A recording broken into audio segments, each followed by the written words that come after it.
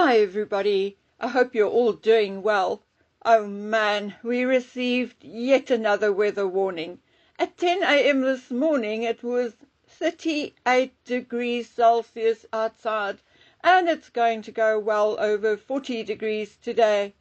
Look, don't go shouting climate change. It is absolutely normal for this time of year in the Klein Karoo.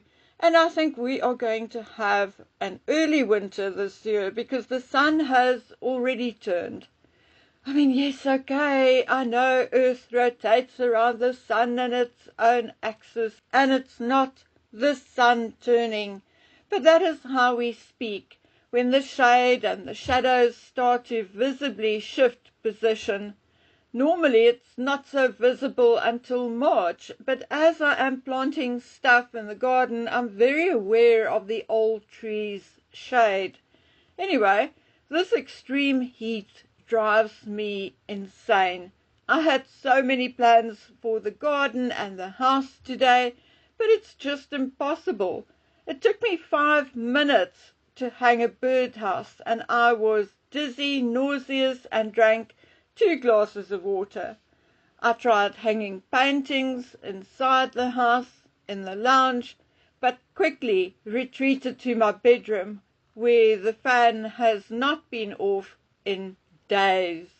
Even the dog found a spot where she got some of the air from my very effective cooling fan. Anyway, guys, I always blame creeping old age for everything. But this sweaty, lame tiredness is 100% due to the heat. What is not due to heat, but definitely due to nearing old age, is this. As usual, I got up early, took Akira out, went to the bathroom, came back, switched the kettle on, made myself coffee this morning. Well, normally it's tea first thing in the morning. But anyway, I felt like coffee this morning. I let Akira back in, took my coffee back to bed, where I scrolled through Instagram and TikTok while drinking my coffee. I love these early morning giggles. You know, dogs trying to walk in new shoes or booties and, silly things like that. Things that brings you a bit of a smile.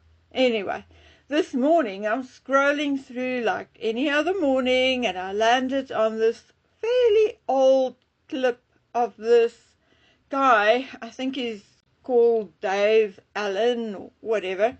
Anyway, he's telling this story about how he went to his first funeral at the age of 6. And as the coffin was lowered into the ground, the priest gave the usual blessing. And for many years after, he blessed himself by saying, "In the name of the Father and of the Son and into the Holy Ghost." My word. I laughed and laughed until the tears were streaming down my face, and then I laughed until I wet my pants. And then I laughed even more because I've heard of laughing until you pee your pants. Well, folks, I finally did it. It may not be that funny, but surely it must be some kind of milestone reached. Anyway, I'm moving along with the next part of the Invisi Kids series, but because I'm still between tears and laughter, I will have to wait for my mood to stabilize. I also got very angry this morning when I could not find my very own special hammer. It has a bit of a broader head and a shorter handle, and I love it. I'm chronically hanging pictures or hitting pieces of wood together, and that is my hammer. There is another one, but this one is mine, and when I could not find it where I last had it, I was explosively mad. Now, this happens. Normally it's a precursor usually to a period of depression. But I've been using my medication for months now, and it's just a couple of minutes to say half an hour, and then I'm fine. It is 100% brought on by stress and nerves.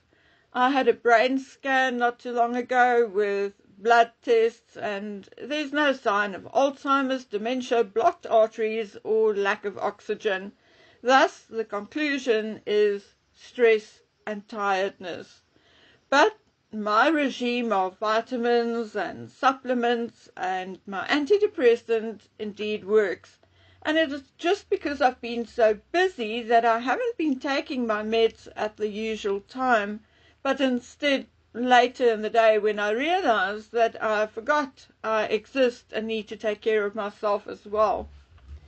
Anyway, guys, let's have a quick royal chat. I'll be back very soon with a full royal video because I am working like a madwoman, and we'll be scheduling videos next week because I have 1,000,001 things to deal with. Number one, having my vehicle repaired. It needs new shocks, new strut, mountings, ball bearings, and who knows what else. The car is indeed nearly 30 years old and is in need of retirement or semi-retirement. So unless someone knows of someone who can pimp my ride, all I'm doing at the moment is I'm just keeping it going.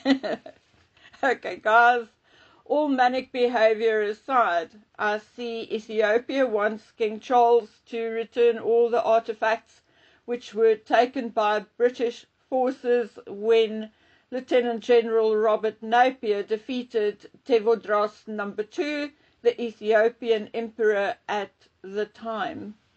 The skirmish happened at the fortress of Magdala in 1868. Rather than being taken hostage or surrender, Tevodros II shot himself with a revolver previously given to him by Queen Victoria. After a handful of European hostages were freed from the fortress, the British soldiers raided the fortress and took all or as many of the artifacts stored there as they could. Some of these artifacts were auctioned off at some point, and some were gifted to the British royal family. The British also took Tevodros's wife and young son, but she died during the journey back to Britain. The son died at age 18 in 1879 due to pleurisy and was buried in St. George's Chapel at Windsor Castle.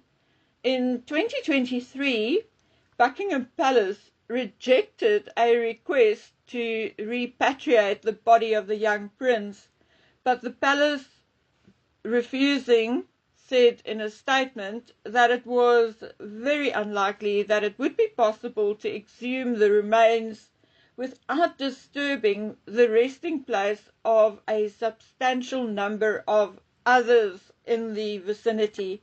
Among other things, Tevodros's gold slippers, as well as the revolver he killed himself with, are held in the royal collection. Other items on the list of things the Ethiopians want returned by the royal collection are a manuscript with illumination. Well, actually, the manuscript the Ethiopian Heritage Foundation want returned are the 18th century manuscripts, more than one, commissioned by the Ethiopian royalty, including an illuminated manuscript, Life of Mary, and another titled The Miracles of the Virgin Mary, both of which were taken by the British troops. Other items include the tablets, which are tablets which represent the Ark of the Covenant.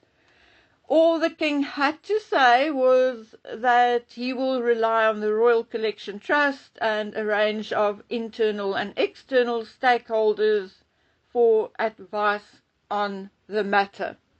Now look, I'm sorry that there had to be wars and so many people had to die before any of this happened or could happen.